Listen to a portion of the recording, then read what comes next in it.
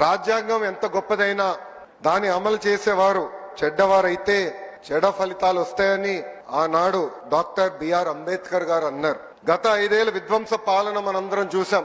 10 లక్షల కోట్ల అప్పు చేశారు. ఆంధ్రప్రదేశ్ ని అప్పుల ప్రదేశ్ గా మార్చేశారు. ఒక కొత్త కంపెనీ తీసుకురాకపోగా ఉన్న కంపెనీల్ని పక్క రాష్ట్రానికి తరిమేసే పరిస్థితి మనందరం చూసాం. దేశంలో ఎక్కడైనా పెట్టుబడులు పెడతాం గాని ఒక్క ఆంధ్ర రాష్ట్రంలో మటుకు మేము పెట్టుబడులు పెట్టమని ఆనాడు లూలు సంస్థ ఏకంగా బహిరంగ చెప్తాం జరిగింది. అలాంటి పరిస్థితిలో ఆనాడు ఆంధ్ర రాష్ట్రం ఉంది. ఒక్క రోడ్డు వేయలేదు. కనీసం రోడ్డు పైన ఉన్న గుంటలు కూడా ఆనాడు పూడ్చలేదు. ఒక్క సాగునీటి ప్రాజెక్ట్ పూర్తి చేయలేదు. వరం లాగున్న డ్రిప్ ఇరిగేషన్ ఏకంగా ఇచ్చే సబ్సిడీ కూడా రద్దు చేశారు. ఇంకా వెలుగొండ ప్రాజెక్ట్ పూర్తి కాకుండా ముందల్నే జాతికి అంకితం చేసే సందర్భాలు మనం చూసాం. కప్పుడు నీళ్లు పోసి కుప్పంకు నీరు తీసుకొచ్చామని ఆనాటి పాలకులు అన్నారు. కడప స్టీల్ ప్లాంట్ కి 2 సార్లు శంకుస్థాపన చేశారు. అక్కడ కనీసం ఒక్క ఇటుక కూడా పడలేదు.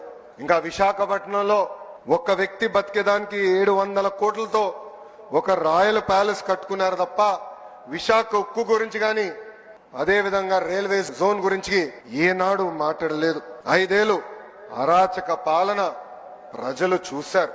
ఏకంగా దళితుల్ని చంపి డోర్ డెలివరీలు చేసిన రోజులు ప్రజలు చూశారు. కోవిడ్ సమయంలో మాస్క్ అడిగినందుకు ఒక డాక్టర్ ని ఎంత కిరాతకంగా చంపారో ప్రజలు చూశారు. అక్కని వేధించాడని కంప్లైంట్ చేసిన ఒక అమర్నాథ్ గౌడ్ ని ఏకంగా పెట్రోల్ పోసి తగలబెట్టి చంపేసిన రోజులు ప్రజలు చూశారు. ప్రశ్నిస్తే లాఠీ దెబ్బలు, కేసులు, అరెస్టులు. ఇంకా విధ్వంస పాలనపై ప్రజలు తిరుగుబాటు చేశారు. అందుకే పెద్ద ఎత్తున కూటమిని ప్రజలు ఆశీర్వదించారు, దీవించారు. జూన్ 4వ తారీఖు నాడు రాష్ట్ర చరిత్రనే మార్చిన రోజు, ప్రజాస్వామ్యం గెలిచిన రోజు, బాబాసాహెబ్ డాక్టర్ బిఆర్ అంబేద్కర్ గారు రాసిన రాజ్యాంగం గొప్పతనం ఏంటో ప్రజలు చూపించిన రోజు.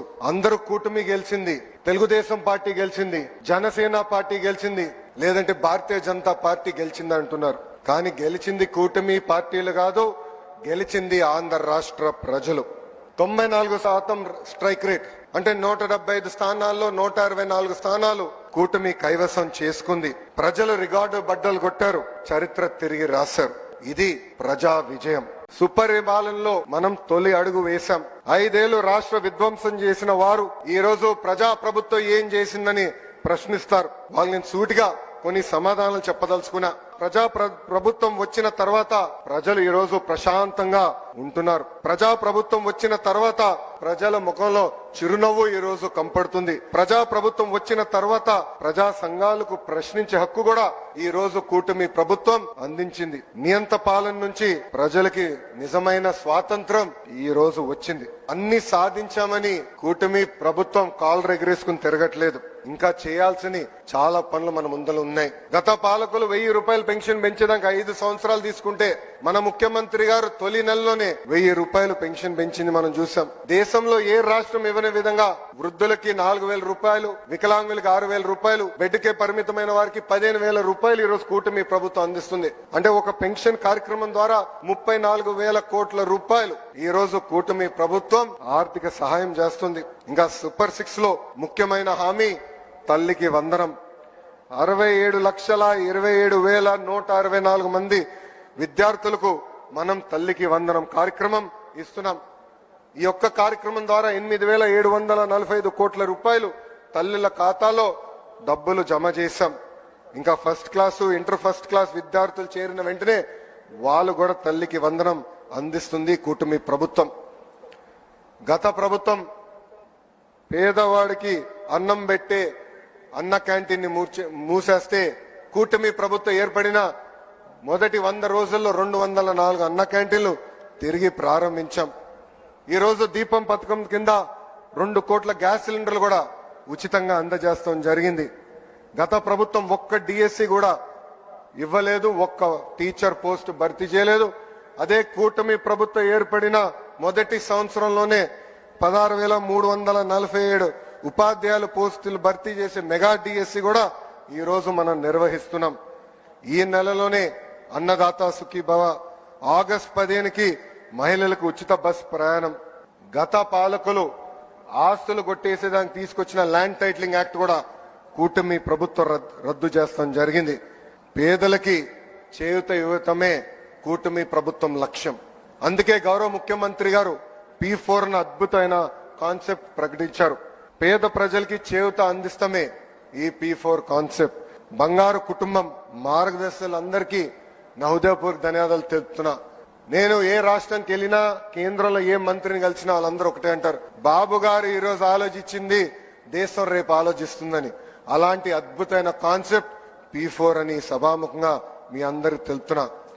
మన ప్రభుత్వం డబుల్ ఇంజిన్ సర్కార్.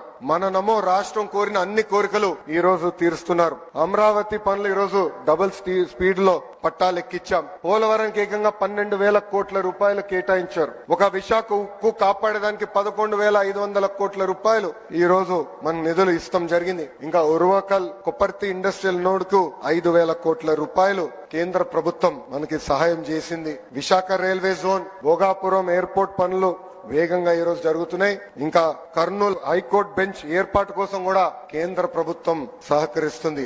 ఇది ఈ డబుల్ ఇంజిన్ సర్కార్ వారినే సాధ్యమని దయచేసి ఇక్కడున్న మనందరం గమనించాలని కోరుతున్నాం. పవన్ అన్న నాయకత్వంలో పంచాయతీలకి నిజమైన స్వాతంత్రం వచ్చింది. పంచాయతీలకి బకాయిగా ఉన్న 1,000 కోట్ల రూపాయల నిధులు నేరుగా పంచాయతీలకు వేశాం.